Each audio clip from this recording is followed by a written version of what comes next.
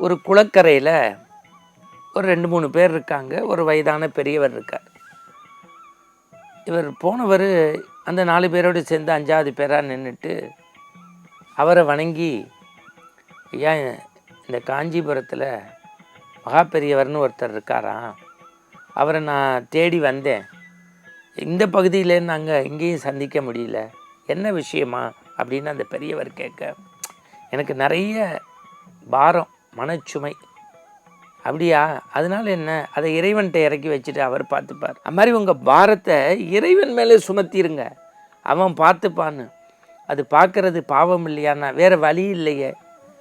எல்லாத்தையும் சொல்லி முடித்தோன்னே இந்த தொழிலதிபர் சொன்னாராம், நான் பெரியவரை பார்க்க முடியல, ஏதோ உங்கள்கிட்ட பேசினது எனக்கு மனசுக்கு ஆறுதலாக இருக்குது.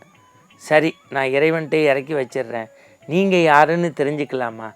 என்னைய இங்கே உள்ளவங்க எல்லாருமே காஞ்சி பீடாதிபதி பெரியவா பெரியவான்னு கூப்பிடுறாங்க அப்படின்னு சொன்னாராம்.